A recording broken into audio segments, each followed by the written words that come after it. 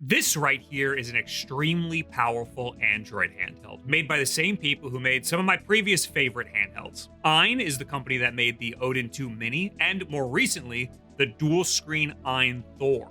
This right here is the Odin 3 Max. It's using the latest Snapdragon 8 Elite SoC, which is probably the most powerful mobile phone SoC that is releasing in phones right now. This particular Odin 3 model, the Max, has a whopping 16 gigabytes of RAM. It even has a 120Hz OLED screen. It's an absolutely insane amount of specs stuffed into this tiny handheld. And it's the size of like a Switch Lite. This Odin 3 Max might just be the most powerful Android handheld that exists right now. I'm seeing people on Reddit playing some wild Steam games on here. Sekiro, Ghost of Tsushima, Switch games like Pokemon Legends ZA. My benchmark tests even showed this thing blows all other handhelds out of the water. This is looking like some crazy power here. But I'm gonna need you to lower your expectations a little bit. I got this unit right here about a month ago, and it ran most games just fine and emulated stuff just fine. But at the very top end, Switch games I was mostly happy with, but Steam games I was having a lot of trouble with. So it turns out there were really no drivers for this chip. Just this past week, the drivers finally dropped. This is what has the emulation on Android subreddit going absolutely buck wild. I'm seeing people do some absolutely wild stuff. I was even able to do some stuff that I was impressed by. I can finally play a Grand Theft Auto 5 from Steam, and it's running at a solid 60 frames per second. I'm honestly very impressed. On the Switch side of things, Super Mario Odyssey running at a solid 60 is pretty impressive too.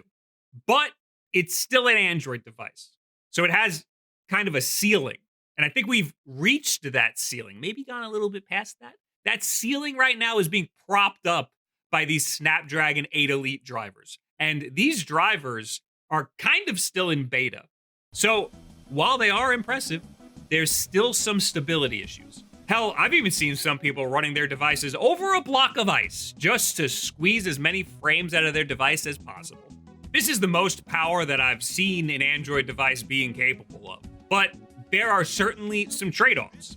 It feels a lot like overclocking. It feels like this is territory you should only venture into if you're willing to put up with the potential instability.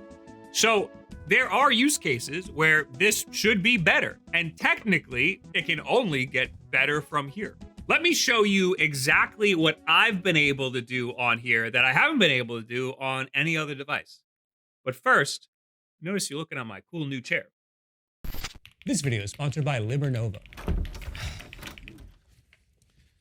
Oh my God, new year, new you. Look at that new chair. Thank you. It's a Lenovo. Yeah, that's cool. I'm trying something new too, you know. I got one of these standing disc things. I'm trying to take better care of this old rig. Ha! I'm good. I'm good. I'm not good. Conference room right now. Let's go. Come on. Okay, boss. Thinking something more along the lines of like. Ah! Sorry. I got it. I'm good.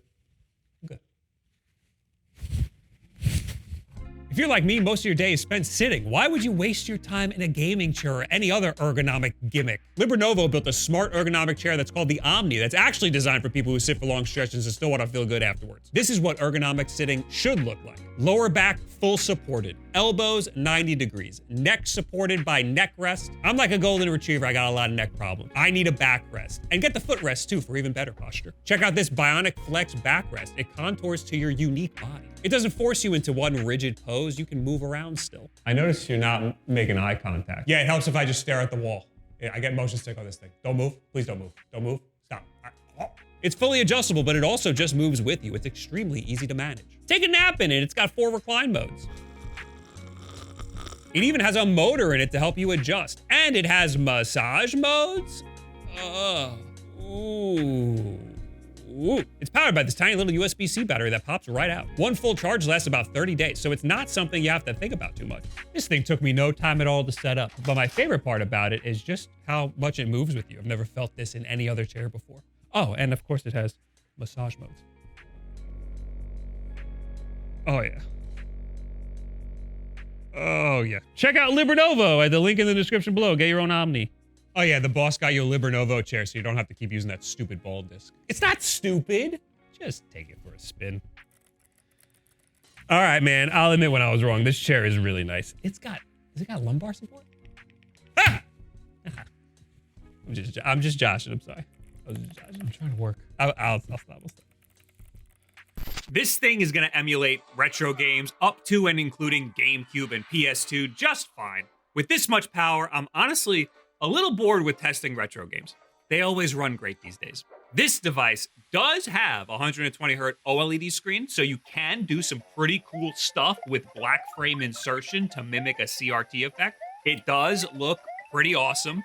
You could also use Moonlight to stream your games at a full 120 Hz if you wanted to. You can also do this with the AYN Odin 2 portal, or really any 120 Hz Windows or Android device. I'm more interested in the top level of emulation, Steam games, and I guess Switch games. There are some people on the subreddit who are doing some pretty impressive stuff with Switch games too. Now, once you get to that top level and utilize the whole power that this package has, you're gonna start to see people mess around with all different types of drivers. That has been quite the whirlwind. I've been trying really hard to get a good understanding of all of this, so take what I'm saying with a big old grain of salt. But my limited understanding is that there are other devices that are more popular that have the same chip in them, and when drivers are released for those, people extract those drivers and repackage them. There's things like the Mesa project, which is an open source project that extracts and repackages these drivers and calls them turnip drivers. Then there's other users like Kimchi and now Steven MXZ who repackage these turnip drivers specifically for games and emulation. You can find these drivers on their GitHub pages, but apps like GameHub Lite have just been putting them in their driver list. So you can just select it right in the app. Steven has been updating so rapidly, sometimes releasing new updated builds multiple times a day. It's not even clear what he's changing between builds. But the subreddit has been going nuts trying to see what these updated builds bring in terms of performance. So by the time you're watching this, there's been more than 20 updated builds releasing multiple times per day all the time. There's probably even more than that now when this reaches your eyeballs. But you got to keep in mind, these are all iterating off of one beta, maybe even alpha driver. So while it's very cool that we have usable drivers that are capable of some crazy stuff, there's gonna be some stability issues and you're gonna have to do a lot of finagling if you want to get past that ceiling that we were talking about before. I had to get all of that driver stuff out of the way because that is some of what was limiting us before, and that is now the secret sauce to what is enabling us to do some crazy stuff with some more powerful games on here. This Odin 3 is capable of doing a lot of things that my older Odin 2 and other Android handhelds haven't been able to do. It also introduces some weird artifacts sometimes, so it's not exactly for everybody. Switch emulation with Eden has been pretty great, even without the new turnip drivers. Mario Odyssey gets a consistent 60 frames per second at 720p with the default Eden settings, which is no small feat. This type of power is reserved for the top level of Android handhelds. But there are some small graphical artifacts, like the fog here, having some geometric lines in it, and some weird pop-in and particles sometimes. There's also a little bit of input lag while the shaders compile, which is a bit unfortunate. Honestly though, for Android emulation, this is still pretty great. Tetris Effect is another game that I've had problems with, even on my Odin 2 Mini. There's a lot of particle effects and stuff in this game, and it causes some freezing or some slowdown on other devices. Pressing the pause button would sometimes freeze on my Odin 2 Mini as well. Well, this is a lot more stable. We still have a little bit of slowdown, but nothing compared to the Odin 2 or my Retroid Pocket 5. I'm enjoying this a lot more on here. I'm also now realizing that I was using Yuzu back then when I was playing it on my Odin 2 Mini and my Retroid Pocket 5. So Eden might just be the fix there. Now, these games that I was playing on the Odin 3 were all using the original recommended drivers when they dropped back a few weeks ago. The new turnip drivers that are supposed to be better introduce this terrible checkerboarding in a lot of games. You can get around this by simply lowering the resolution. I did a 3/4 resolution. This increases performance by just a tad. I was getting a more stable frame rate even when compiling shaders, and the input lag while compiling shaders is pretty much gone. But I'm still seeing some of the same visual artifacting, and the game is looking a lot worse because the resolution is lower. So I think I'm kind of just going to use the original drivers. I'm not going to use the new repackaged turnip drivers that everybody's going nuts over. I think that the original ones are just fine, even with a little bit of slowdown while compiling shaders, because eventually you're not going to be compiling shaders anymore. However, using the original drivers on Monster Hunter Rise didn't work at all. It crashed. I needed the new turnip drivers to even get the game to load at all. But then we get even weirder graphical glitches until a crash. And Smash Brothers just wouldn't load at all on any driver. You'd think Super Mario Wonder could run on anything because it's just a side scroller, but I've had it run pretty bad on older devices, or not run at all sometimes. It's running at a pretty stable 60 frames per second on here, so that's impressive to me. So I'm confident that Switch emulation on here is still better than it would be on other Android handhelds, but you're probably going to have to do a little bit of finagling. And you could probably get these new repackaged turnip drivers that everybody's going nuts over to work really great too if you do a lot of finagling. Steven MX, whatever the hell his name is, recommends that you lower the resolution a little bit like I did, and that will help mitigate some graphical glitches if you have any. But I would say sometimes you can just use the original drivers and everything will be fine. Playing Steam games is really the most exciting to me because that is the biggest test. That is how we're going to get past that ceiling of Android games and retro game emulation. Again, lower your expectations. This thing is not a little mini Steam Deck. Most of the games that you're going to try to play just aren't going to run at all. But when one does run, it's pretty cool.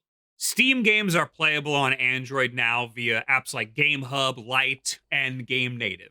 Download either of these apps via GitHub, then log into your Steam account and just start downloading your games. It's kind of amazing. They translate your PC games to Android architecture in the same way that Valve is going to do in their upcoming Steam Frame headset.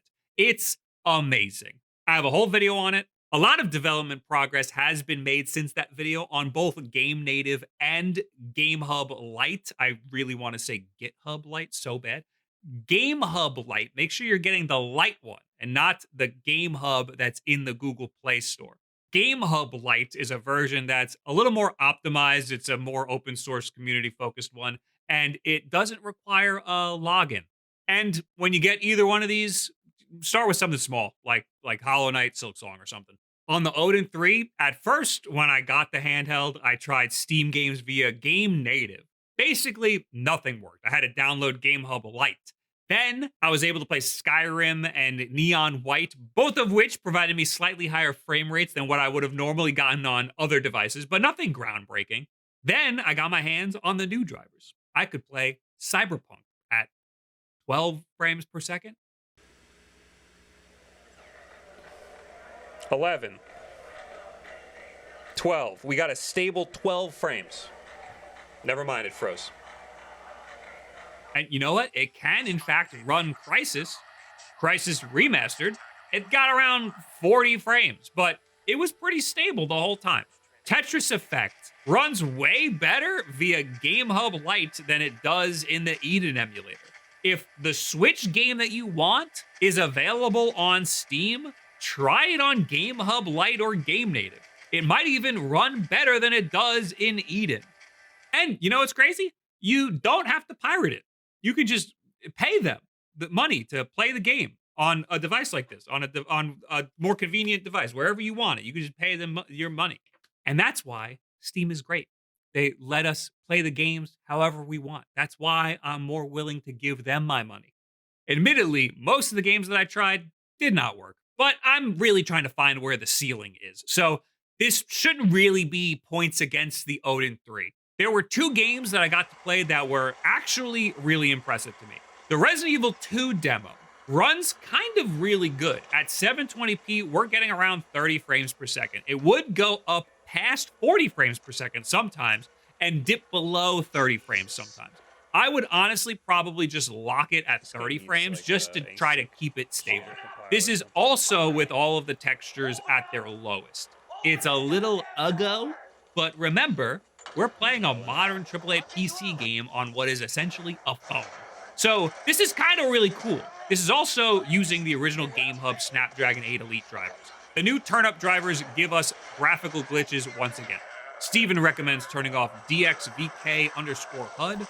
I don't know what that is. I tried looking in the GameHub Lite settings. I couldn't find it. And I messed around with some other stuff that was labeled DXVK and nothing did anything. I'm noticing that is upside down. It has been upside down for weeks. The next game that really impressed me was Grand Theft Auto 5. This is actually what first led me to GameHub. I saw people playing Grand Theft Auto 5 on their Galaxy phones, and I was like, how the hell do I do that? I have actually never been able to get Grand Theft Auto 5 to run on any handheld. It has only worked for me on the Odin 3. I even just retried it on the Odin 2 portal just to make sure I wasn't crazy, and yeah, it doesn't boot up at all. This that we're playing here is the legacy version of Grand Theft Auto 5 on Steam, so not as impressive as the enhanced version, but this is the PC version still. It's not the Xbox 360 version, although it is close to it. It's still a very beefy game, and it's damn impressive. We are getting a very stable 60 frames per second out of this. Uncapped, we get close to 70 frames, but I would run this capped. You don't need those extra frames. Stability is more important. Also, your poor Odin 3 is screaming at you. The fan is a little loud, and it can get very hot. And that's, once again, not saying that AYN did a bad job at cooling this thing. We are just pushing this thing past its limits. Even some Android phones need additional cooling when running these drivers. Some people attach fans to the back. Oh, and by the way, I'm not even using the new drivers for Grand Theft Auto 5. I'm still using the older GameHub drivers. In GameHub Lite, the only game that I saw gain any real benefit at all from the newer repackaged turnip drivers was Resident Evil 4. That wouldn't run at all with the older drivers. The new ones allow the game to run, but the graphical glitches make it unplayable. But I guess that's progress, right? Maybe you can mess around with some settings. Maybe you can do a better job than I did. And that's really all I was able to do. This is really a tinkerer's device. Get this thing if you really want to mess around with settings and drivers. Then maybe you can get a PC game running on your Android handheld and impress your friends. So what do you think of it playing on a small little guy like that?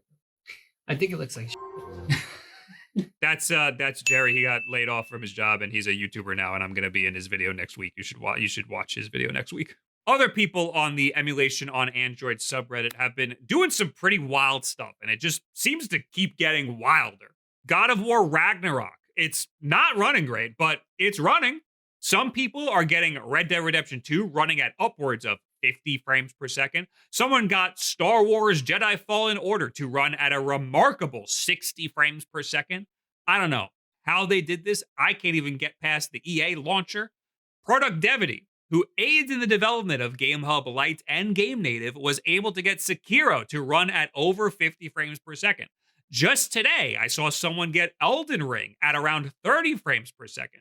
Most of these guys on the subreddit are using GameHub Lite. Some of them are using Winlator.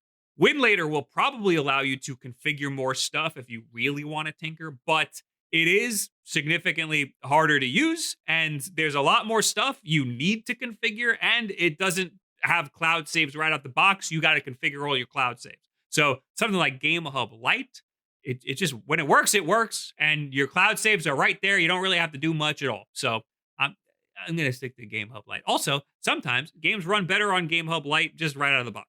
Just please don't get an Odin 3 expecting it to be like a small Steam Deck. Steam Decks run most of what you throw at it, and most of the games are a lot more stable. If you can even get a game to run on your Odin 3, you can expect it to be just a little bit shitty. You'll just have to tolerate a frame dip here or there. And you'll definitely have to be comfortable navigating settings and changing some things around. You'll mostly be bouncing between different driver versions until one plays the game to your liking. It might sound like I'm knocking this thing a lot because I'm talking a lot about stability issues and configuring things and tinkering and moving some stuff around, but remember, we're doing a lot of stuff on here that no other Android chipset is even capable of. We've blown past that ceiling and we're just trying to see what's up there. If all you want to do is just some normal emulation stuff, then this thing will be great. All that being said, I still don't think this is like that big of an upgrade over the AYN Odin 2 or the AYN Thor. Those things can play Switch games just fine too. This thing can play Switch games slightly better, but not better enough to warrant an expensive upgrade. The Odin 2 and the Thor can also play PC games very well. The Odin 3 can play them marginally better, and it can play some games like Grand Theft Auto 5 that I wasn't able to play on the Odin 2 portal. But by and large, at this current state, the amount of compatibility you gain with the Odin 3 is still not really worth an upgrade, in my opinion. This Odin 3 Max that I have here in my hand is $450. That is kind of a lot of money, especially if you already have a powerful Android handheld. Just keep whatever you have right now for a little bit. This thing will only get better, I'm sure. The drivers will just keep getting better and better. But never, ever buy something now over the promise of future updates. Buy it for what it is right now. If you don't have a powerful Android handheld currently and you want one, then sure, this might be the one to get. It is kind of the best of the best right now. Just, again, don't expect a mini Steam Deck. Some people are doing some crazy shit, but that doesn't mean that you're going to be able to do that. If you want to play retro games like GameCube and under, expect a great and powerful experience with the Odin 3. If you want a mini Steam Deck, expect some finagling. Maybe some driver experimentation and a healthy dose of instability. You're a beta tester. And some people like that. Hell, I have more fun tinkering with games than I do actually playing the games. But I am also reviewing the product for how good it is to play games. And I'm trying to set expectations here. It is a great and powerful Android handheld, but it's not magic. It's still an Android handheld. Expect it to act as such. So what do you guys think about the Odin 3 and I guess the state of Android handhelds and emulation and how far we can go and where this will go from here? I'm sure by the time I post this, maybe those turnip drivers will be amazing. I'm gonna keep messing with it. I have other devices that I'm getting that will have this same GPU SoC. So we will definitely be revisiting these turnip drivers within the next few weeks. What do you guys think? Leave it in the comments below. Add me on Twitter, and all this other social media garbage. Hey, thank you to our podcast Patreon supporters that you've seen fly by here. And thank you, Librenovo, for sponsoring and giving me this nice new chair. Do me a favor, and if you made it this far in the video, check to see if you're subscribed. And please subscribe. That would mean a lot to me. Thank you very much. And share this video with a friend if you want. A friend who is trying to get themselves an Android handheld, and maybe they want their expectations to be set. Thank you very much. Have yourself a good week. I'm sorry I keep kicking this microphone.